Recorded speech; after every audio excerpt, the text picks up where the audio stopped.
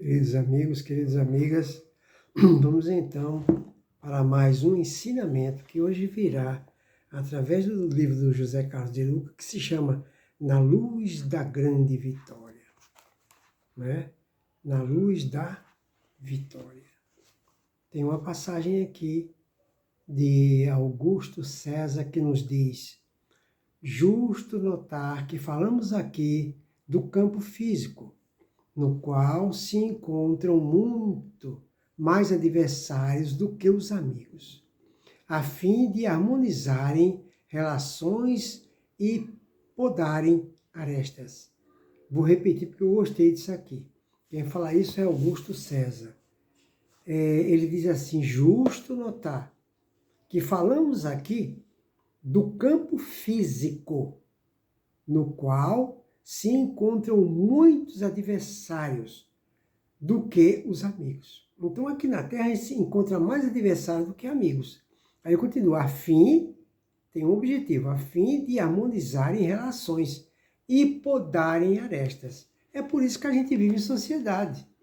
E aí, em cima dessas palavras de Augusto César, o autor do livro vai nos dizer: embora a vida seja uma só, ela se desdobra em muitas etapas, tantas quantas necessárias ao nosso desenvolvimento como ser imortal. E isso se faz por meio da reencarnação, processo através do qual Deus nos possibilita retomar a experiência para recapitular lições não assimiladas e também para conquistar novos aprendizados.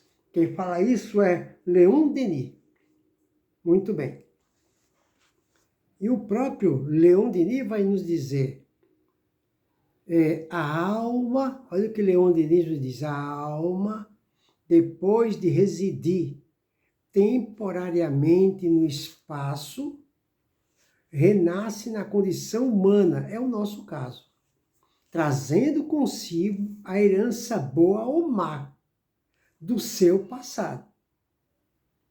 Renasce criancinha, reaparece na cena terrestre para representar um novo ato do drama da sua vida, pagar as dívidas que contraiu, conquistar novas capacidades que lhes hão de facilitar a ascensão e acelerar a marcha para a frente.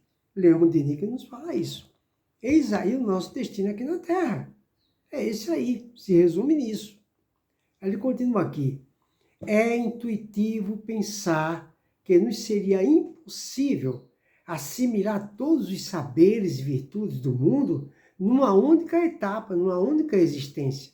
É impossível. Se a pessoa leva, em média, 25 anos para sair do berço e atingir a fase adulta, quanto tempo não levará o espírito imortal para que o homem das cavernas se transforme num anjo de luz? Já imaginou? Que é um cálculo matemático, né? Já pensou? Se a pessoa leva em média 25 anos para sair do berço, né? Para atingir a fase adulta, então quanto tempo que sobra? E nós somos recém-egressos da animalidade. Aí ele continua. A atual encarnação é uma das etapas da nossa caminhada pela eternidade. Já tivemos várias e, por certo, outras tantas nos aguardam. Essas etapas estão interligadas umas às outras, de modo que nosso passado espiritual se reflete na nossa realidade de hoje, tanto quanto o nosso futuro, nas fases subsequentes. Terá o colorido das tintas usadas na atual existência. Nossa vida não começa no berço, nem termina no túmulo. Naquele corpo da criança que acaba de nascer, habita um espírito com experiências milenares. E o idoso que caminha para o crepúsculo dos seus dias na terra, voltará no futuro a ser criança outra vez, em outro corpo, na busca do autoaperfeiçoamento. Como afirmou Jesus a Nicodemos, ninguém poderá entrar no reino dos céus se não nascer de novo. É verdade. Jesus também falou, todos vós sois pequenos deuses. Todos vós estão a caminho da perfeição. Todos nós somos obrigados a adquirir a perfeição. Mas como é que se consegue uma perfeição? Se libertar de todos os pecados, de todos os vícios, de todas as tendências, de todas as inclinações, de todas as predisposições numa existência. É impossível, tem que nascer de novo. Muito bem. Aí ele fala, nascer, crescer, morrer, renascer ainda e progredir sempre, tal é a lei. Isso aqui é algo que ninguém nessa terra pode esquecer. Quem falou isso foi Kardec. Nascer, crescer, morrer, isso é fatal, né? Renascer e ainda progredir sempre, tal é a lei que rege nossos caminhos para a eternidade. Quando renascemos, a sabedoria divina promove o reencontro de almas que no passado não souberam respeitar os códigos de amor e fraternidade, tendo terminado a experiência com sentimentos de mágoas, ódios e aversões recíprocas. Isso não é o que mais acontece? O que tem de pessoas que partem desta existência levando mágoas, ressentimento de parentes, de ex-sócios, de amigos de trabalho, do trânsito, em qualquer lugar. A gente sempre tem algo dentro da gente que quando a gente lembra da pessoa, a gente sente uma certa angústia, procura nem lembrar mais, isso tem que ser acertado, porque é nosso irmão, nossa família. Por isso que ele fala, vou repetir o que ele fala, para vocês poderem decorar bem isso aqui. Quando nós renascemos, a sabedoria divina promove o reencontro de almas. Então, quando a gente chega aqui, a gente vai reencontrar almas que no passado não souberam respeitar os códigos de amor e fraternidade, tendo terminado a experiência com sentimentos de mágoas, ódios, aversões recíprocas. Né? O objetivo desses reencontros, os quais se dão em grande escala no núcleo familiar, embora não apenas nele, é de que essas arestas sejam aparadas para a harmonização daquelas almas em conflito, como esclareceu Emmanuel. Emmanuel fala assim, nos elos da consanguinidade, reavemos o convívio de todos aqueles que nos associaram ao destino pelos vínculos do bem ou do mal, através das portas benditas da reencarnação.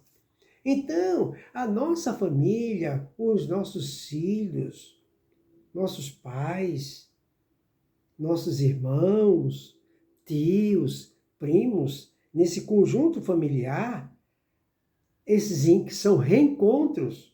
E esses reencontros não são casuais, né? Muitos desses familiares são pessoas que eram amigas da gente, amicíssimos ou amicíssimas da gente, que estão ali para um auxiliar o outro. A gente simpatiza com aquele familiar se dá muito bem com a gente. Mas existe outro tipo de familiar, não são todos, em que existe uma certa animosidade. Não existe um afeto igual ao outro que a gente gosta. E por que se dá isso? É por causa de dissabores e de situações mal resolvidas em vidas passadas. E que Deus, através de sua infinita sabedoria e misericórdia, provoca intencionalmente esse reencontro para que surja o perdão. Para depois atingiu o fator principal, que é o amor. É o amor. O nosso objetivo aqui na Terra é exercitar o amor em toda a sua plenitude. O amor para mim e para o meu próximo. Porque nós ainda não nos amamos. Nós não amamos nem a nós mesmos. Nós mesmos destruímos o nosso corpo. Entre outras coisas, que se eu for mencionar aqui vai levar muito tempo. Eu vou repetir o que Emmanuel falou. Emmanuel falou: nos elos da consanguinidade reavemos o convívio de todos aqueles que nos associaram ao destino pelos vínculos do bem ou do mal, através das portas benditas da reencarnação. Por essa razão, Jesus falou da importância da reconciliação com os nossos adversários, pois sustentar desafetos representa um grave entrave ao nosso progresso nos diversos níveis de nossa existência. Ninguém avança para a luz carregando dívidas na retaguarda. Ninguém na face da terra pode evoluir. As portas do céu não estão abertas para aqueles que deixou na sua retaguarda um desagravo, um mau pensamento. Por isso que muitas vezes, numa discussão, numa desavença, muitas vezes, por mais razão que estejamos naquela contenda, é muito importante pedir perdão. Perdão e desculpa. Fique no prejuízo. Tudo isso é melhor do que deixar um pensamento negativo na nossa retaguarda, que com certeza vai atrapalhar a nossa vida. Atrapalha a nossa vida profissional, e a gente nem sabe, emocional, psicológica e a nossa condição física. A saúde afeta tudo na nossa vida. Um simples pensamento que a gente deixou para trás. Um caso mal resolvido. Por isso que Jesus falou: reconcilia-te com o teu próximo, depois vem a mim. Como é que a gente pode pedir um favor para Jesus, sendo que a gente precisa tanto dele, se a gente deixou algo mal resolvido na nossa retaguarda? Aí ele continua aqui: ninguém avança para a luz carregando dívidas na retaguarda. A nossa consciência não nos deixará em paz enquanto alguém chorar ou sofrer por algum mal que lhes tenhamos causado. É nesse sentido, por exemplo, que um pai descuidado que deixou o filho em situação de abandono material e afetivo, e por essa conduta o filho veio a se desencaminhar na vida, pede para retomar a experiência mal-sucedida em nova existência, a fim de reaver o filho perdido novamente em seus braços, para então recuperá-lo através do amor que lhe fora sonegado. Ou seja, nós temos um filho. O nosso dever e obrigação é lutar com todas as nossas forças para direcionar esse filho para a estrada e o caminho que leva e conduz a Jesus em busca de sua felicidade, dando educação, né? Conduta no bem, nos bons costumes, ter paciência, tolerância com aquele filho.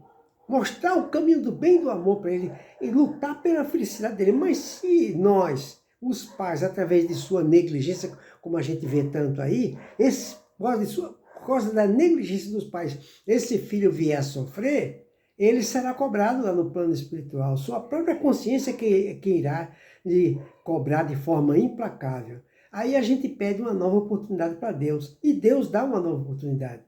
Aí na próxima reencarnação, a pessoa chega na Terra, vai casar, constituir família, e esse filho de vidas passadas, que fomos negligentes com ele, voltará como nosso familiar. É assim que funciona a lei perfeita de Deus. Aí ele fala: a convivência entre eles não será fácil, tá vendo? O pai terá que se desdobrar em horas extras de amor, se desdobrar em horas extras de paciência e dedicação. É por isso que na vida da gente aparecem muitos filhos rebeldes, mal criados. Muitos filhos que falam que não gosta daquela casa, não gosta do pai, não gosta da mãe. É por causa disso, é uma espécie de cobrança. Porque em vidas passadas o pai foi negligente com ele, agora ele veio para cobrar. E é aí que, mais uma vez, os pais têm que vencer essa etapa de seu destino aqui na Terra através da resignação, da paciência, da complacência, da transigência. Não pode errar mais uma vez. Tudo isso poderia ter sido mais fácil se nós estivéssemos na outra existência junto com esse parente, a gente tivesse feito a nossa parte. Não fez? Agora, na condição de aluno repetente que todos nós somos, a situação ficou um pouco mais difícil. Mas agora não pode errar mais. Aí ele continua. Mas todo esforço valerá a pena. Valerá a pena. O genitor estará podando as suas arestas de egoísmo da experiência passada. Está reparando o erro. E com isso transformando o inimigo de outrora em amigo para toda a eternidade. Todos nós, de alguma forma, vivemos experiências semelhantes à desse pai. Por isso vale a pena buscarmos a nossa reconciliação, sendo mais generosos, mais gentis, pacientes, benfazejos com aqueles que exigem de nós o que em nós ainda está por nascer.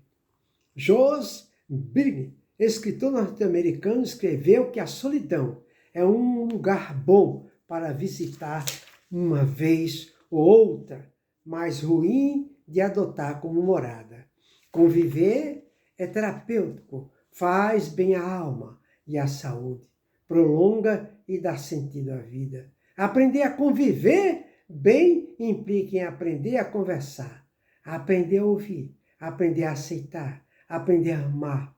Não seria esse um dos sentidos do nascer de novo falado por Jesus? Aprender a nascer outra vez. Fica aí, portanto, para a nossa reflexão, esse ensinamento fantástico, não é? E do Augusto César, né? Nascer, morrer, renascer, progredir sempre. Então, vamos nos aprofundar através de uma introspecção para que todos nós tenhamos a paciência necessária para suportarmos nossas provas aqui na Terra, principalmente aquelas provas duras em se tratando de convivência, relacionamento. Que Jesus nos abençoe a todos.